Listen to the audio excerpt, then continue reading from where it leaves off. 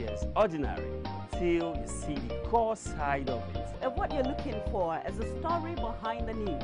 We bring it to you from Lagos, the commercial capital of Nigeria. Giving you all sides and political stories round the clock. Every detail from the start line to the final whistle. CoreTV News, expanding your view.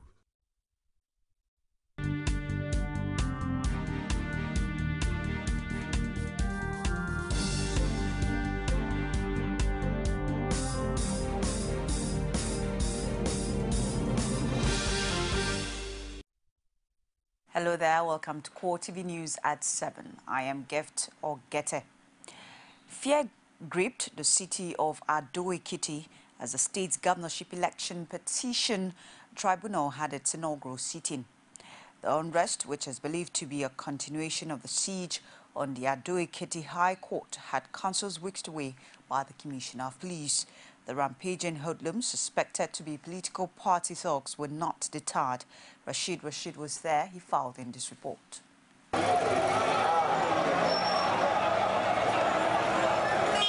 Barely few days after the Ekiti State High Court was invaded by thugs, venue of the Ekiti State governorship election petition tribunal was disrupted by hoodlums suspected to be party supporters.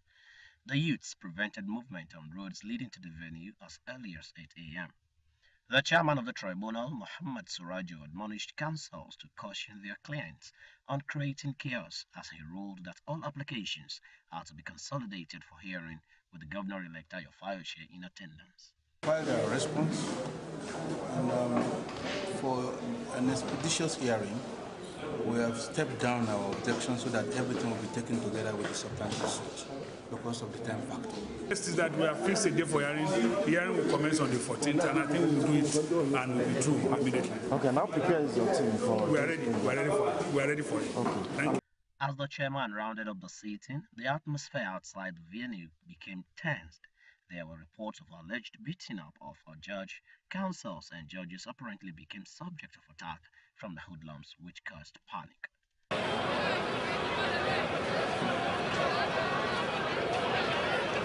It's unfortunate, but violence is associated with all these political matters, but not for lawyers to attack. That's what we feel.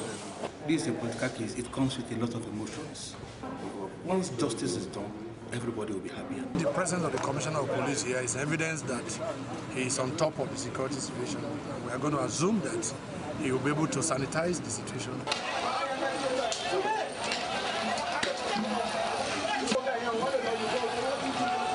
It took the combined efforts of the team led by the Commissioner of Police, Taiwo Lakano, and his lieutenants to rescue the lawyers and judges from the jaws of death as the mob stood nearby, resisting tear gas.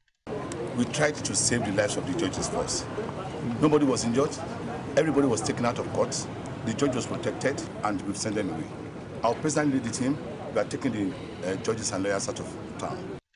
The case has been adjourned to October 14. The desperation of the youths or their principles needs to be checked to avoid crisis.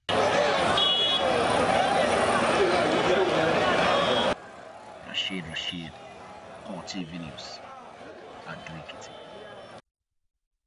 Still on Ekiti, the Ekiti House of Assembly has summoned the Commissioner of Police and a Director of the Department of Security Service over the recent disruption of proceedings and assault of those present by hoodlums at the State High Court. Rashid again has details. The Ekiti State House of Assembly expressed shock at reports of an invasion of a court proceedings by thugs.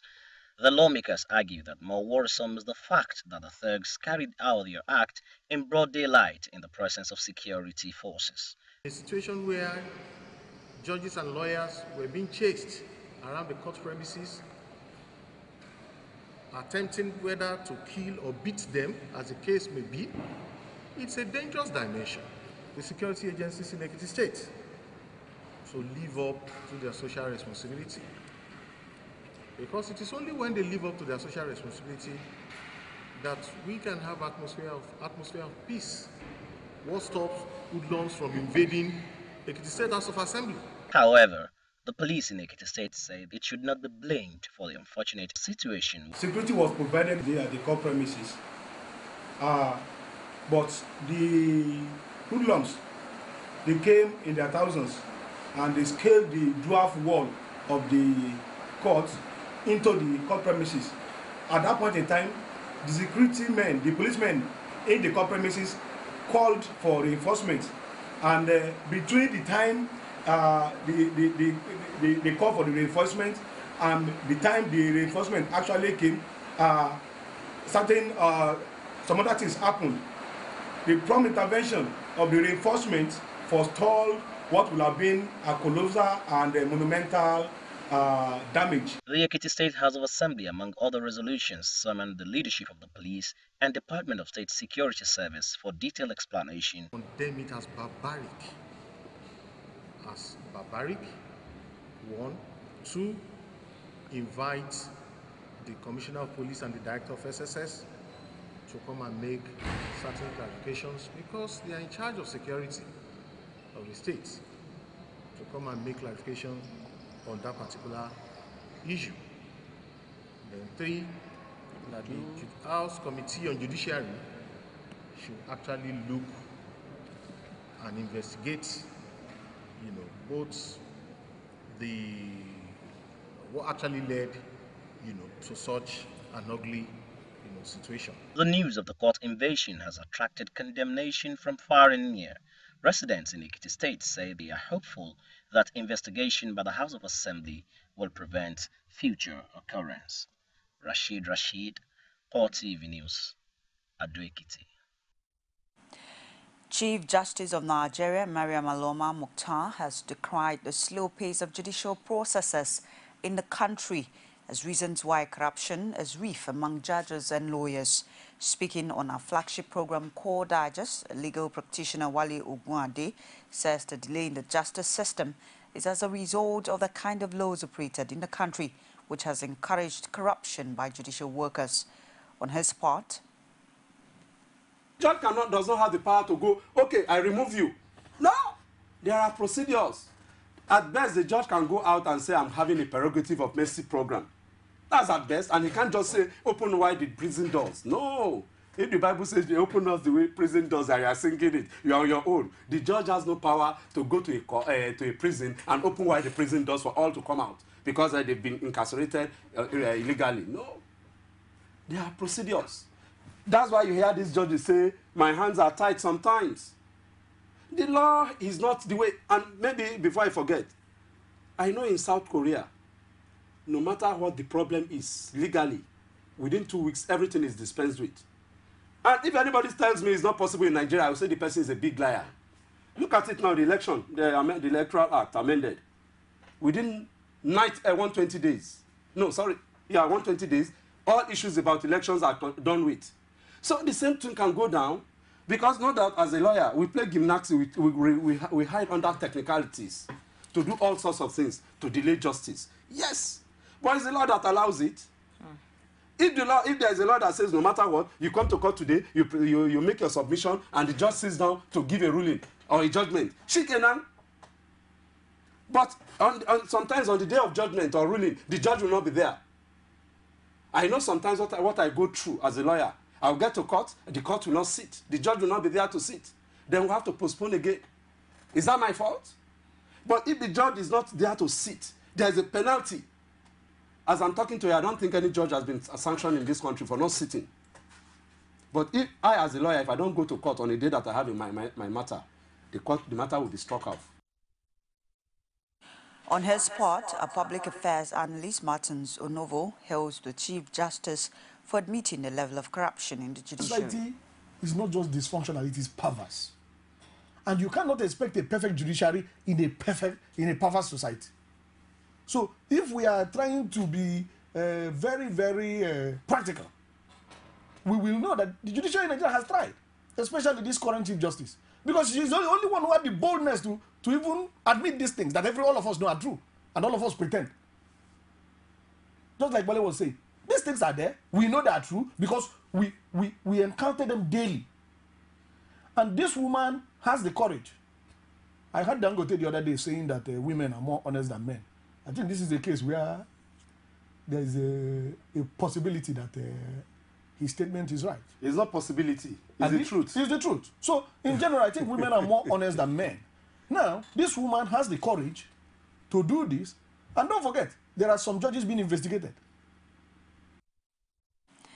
The All Progressives Congress has promised to explore all avenues to eradicate poverty if elected into office in next general election.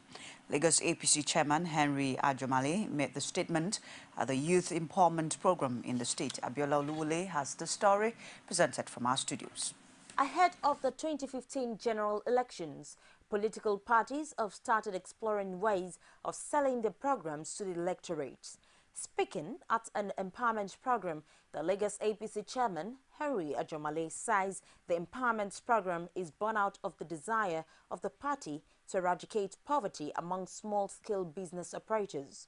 Ajomale maintained that economic empowerment is cardinal to the manifesto of the APC. We are concentrating on women development, we are concentrating on youth development, and we are concentrating on the disabled. Those three sectors are very, very important and very key to our program. When we come to government in 2015, by the grace of God, at the federal level, these are the programs that we will tackle first. And the most important thing is the issue of corruption, which must be eliminated by the APC government in power. If I have the opportunity and I have the equal right to the resources of this country, why should I be receiving a dole? I should be helping others, not others helping me. Beneficiaries of the program say it will empower them to start their own businesses. Former Vice President Atiku Abubakar says he's seeking to become Nigeria's president because the country appears to be on autopilot with no one in charge. He cited the lingering security situation and low human development index to justify his stance on non-existent government and poor leadership. Atiku Abubakar also promised to a government with zero tolerance for corruption and nepotism. It was one of the worst-kept secrets in Nigeria's politics. Former Vice President Atiku Abubakar had several weeks ago made it known he was joining the race for the presidency. And now, he has formally declared his interest at an elaborate event attended by his political associates. Gentlemen, welcome Atiku Abubakar.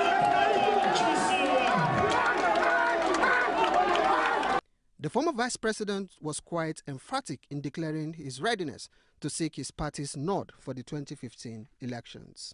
With the support of millions of Nigerians desirous of change and the hard work by all of us, the APC shall form the next government of this great nation. I have, therefore, decided that I will, by the grace of God, along with other respected leaders of our party, seek nomination as a candidate of the APC to contest the presidential election of 2015. For a man who is a veteran of several political battles, he did not hold back in throwing barbs at the Jonathan's administration. Atiku recounted the achievements of the Obasanjo years and concluded that the incumbent government has fared worse. Government has a responsibility to do everything possible to hold the ongoing dehumanization of Nigerians. Unfortunately, what we have is a serious governance deficit. To put it bluntly, our country seems to be on autopilot with no one in charge. Ladies and gentlemen, we need a strong, dynamic, decisive, competent and visionary leadership that can halt the current drift of the ship of state, fight corruption, create jobs, rebuild our infrastructure, provide social services and tackle insecurity in a decisive, robust in a multi-pronged way. This is the change. He argued that Nigeria needs a strong visionary leadership and promised to head a government with zero tolerance for corruption and nepotism. The murder of Aziz Ashake, a member of the All Progressives Congress, has sparked of argument and accusations between the deceased family and one of the major political parties involved in Sunday's shootout among political thugs, which occurred on the Lagos Island. Oluwaseyi Adegoke visited the late Ashake's family and brought back this report presented from our studios.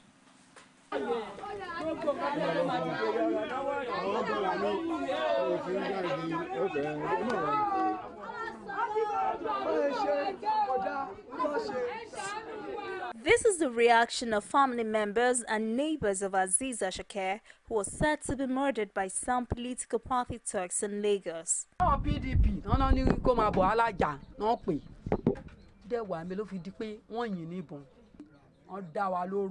àwọn ìyàwó Rafiu Abija Bachorun òun ni àtolóko dáná ń lóyìn níbọn Kasim olóko dáná nídìí kíni nídìí nǹkan méjì ìpè wọn gbé branch chairman tán gbé fásitì Àṣàkẹ́ ó dẹ̀ tún wá rí pé nítorí tiẹ̀ òun ò ní rí gbà ó lọ sí PDP torí APC ló wà ó cross lọ PDP ló wá ní pé àfi tóun bá rí pé òun rẹ́ǹdì yẹn. ó ṣe mítìn tán nínú complex ń bẹ̀ yẹn ó bọ́lẹ̀ báyìí tó wá síbi bíi tán jókòó tán ṣe fàájì náà wá pè é pé àwọn ọmọ PDP tó ń bọ̀ láti race course pé wọ́n ti attack àwọn boys ẹ̀ ń bẹ̀ yẹn ló lọ síbẹ̀ pé láti lọ scare àwọn pé ẹ má jà ó stop àwọn ti bí ó stop àwọn tọ̀hún pé ẹ gbọ́dọ̀ jà òun lòun ò fẹ́ wàhálà kí ni wàhálà òun pẹ̀lú Abija ti ríra àwọn ti sọ̀rọ̀ àṣàbíjà wà láàrin wọn àtolóko dáná wọn nígbà tó máa yí sí ọ̀dọ̀ gúrùpù wọn báyìí wọn kàn bìlà fún wọn láàrin ní àfi gbáàwù láyà. wọn kì í ṣe kàbúwá ní o kò múra jà o olóhùn lọ jà o. Reacting to the allegation against the People's Democratic Party, the party state publicity secretary Ganiu Taufik says the allegations are false and unsubstantiated. The APC has become a party that is always quick to cry wolf, especially when they are involved in dastardly acts. It is commonsensical that members of the same family should ordinarily not fight themselves. So why will anybody come up with the argument that after a PDP rally, PDP members started fighting themselves and then their target was to kill an APC member? That is very incredible to believe.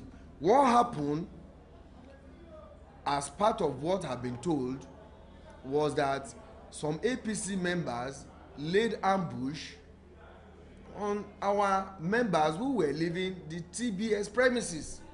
And as our members on the island were going on their streets on same island, the APC members fired at them.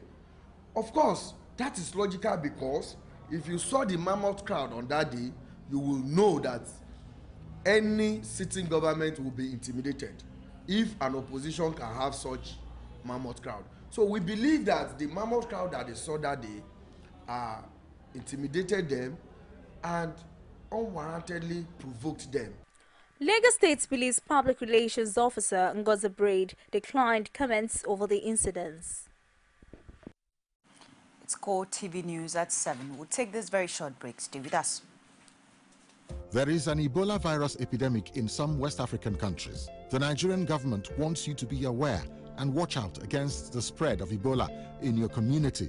Help keep our country safe and watch out for severe cases of fever, headaches, diarrhea, chest and abdominal pain, sore throat, cough, red eyes and bleeding from the eyes, ears and nose, especially when these symptoms are found in persons coming into Nigeria from other West African countries. Protect yourself. Wash your hands regularly with soap and running water or use a hand sanitizer.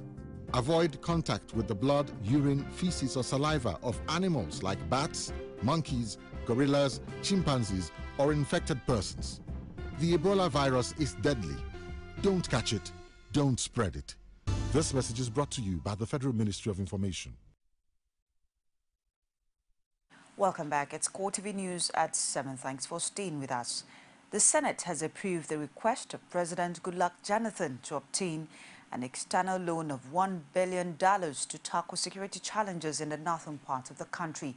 The loan request has generated debate among politicians and analysts across the country. But the Senate says security of lives and property should be given priority and placed above sentiments. Nigeria's military has confirmed that a Boko Haram commander who has been posing as Abubakar Shekau in videos was killed in Konduga.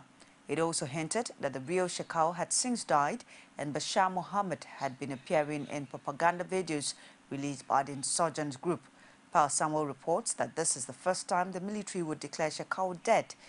We, however, warn viewers that they may find some of the footage distasteful. Speculations about the death of Shekau have been in the media for some time now. There were also suggestions that it was his look-alike that was gunned down in Konduga, but there were also claims that neither Shekau nor his body double was shot dead. Now, the military has come up with video evidence showing that the man who had been posing as Abubakar Shekau is the same person killed in battle. It also dropped hints on the fate of the original Shekau. The convoy of combat vehicles, which is typical when the mission involves their top commanders, were fiercely engaged by the land and air forces that were there to keep watch. In the process, several of the terrorists, including some of their top commanders, lost their lives in the encounters, which lasted an average of about 5 hours each time. In the process, the troops were able to capture some of the terrorists as well as their equipment. That's in addition to those that died. And in the course of those encounters also, one Mohammed Bashir, who has been acting or posing on videos as the deceased Abubakar Shekau, that eccentric character that is known as the leader of the group, died in that operation. There had also been controversy over the identity of the troops that killed the Boko Haram commander.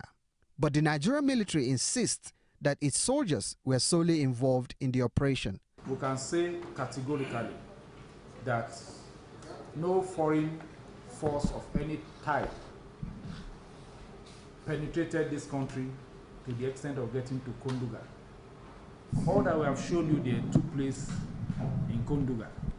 And Konduga is some distance, very good distance from our borders. And that's the much I can say. Whatever other claim is out there, I'm not in a position to defend the purpose. The military authorities say the recent victory has not only lifted the morale of troops, but also broken the ranks of the insurgents. Defense spokesman revealed that in recent days, over 100 terrorists have surrendered with their weapons. A total of about 135 terrorists have yesterday evening surrendered along with their equipment to troops around Biu, local government area. A group of 88 submitted themselves at Meriga Bunyadi, while another group of 45 terrorists were taken in around Mubi and Michika. They are all being interrogated and processed in conformity with the dictates of standard best practices. And as the war against insurgency continues, the Nigerian military says it will continue to conduct land and air operations to stop the terrorists in their tracks. Pius Samuel, CoreTV News, Abuja. The police authorities say 2 out of 20 policemen that escaped from the attack on the mobile training school in Gwaza have died. Acting Inspector General of Police Sulaiman Abbas said at a press briefing that another police personnel declared missing has also resurfaced. He, however, reaffirmed the police commitment to locating over 15 men who are still missing since August. We are still making efforts to locate some of our colleagues that were missing after the attack. What is promising is that even early this week, on Monday, we received information that one of them has surfaced. Cannot tell you that any one of them, other than the ones we know, the two we have told you earlier on, that we have confirmed that yes, they have died of their injuries and their corpses were recovered and even handed over to their families and buried with all honors. We cannot tell you that anyone has died apart from those two. Now to France, where France has confirmed that an Algerian jihadist group linked to Islamic State militant has beheaded terrorist Nav Godel, seized on Sunday. John al-Khilafa killed Godel, 55, after its deadline for France to hold airstrikes on ISIS in Iraq ran out. John al-Khalifa posted a video of Godel being killed, which was entitled "Message of Blood for the French Government." He is shown on his knees with his hands behind his back in front of 4 masked armed militants. He's allowed briefly to express his love for his family before one of the militants read out a speech in which he denounces the actions of the French criminal crusaders against Muslims in Algeria, Mali and Iraq. Beheading, the spokesman says, is to avenge the victims in Algeria and support the caliphate proclaimed by ISIS in Iraq and Syria. French President François Hollande has condemned the killing as a cruel and cowardly act. He says that French airstrikes, which began on ISIS targets in Iraq last week, would continue. The group has also threatened to kill Alan Hannin, a taxi driver from the UK, who was seized while on an aid mission to Syria in December. And that's CoreTV News at 7. Join us again at 9:45 for prime time news. In the meantime, enjoy the rest of our programs. Good evening. I am Gift Orkete.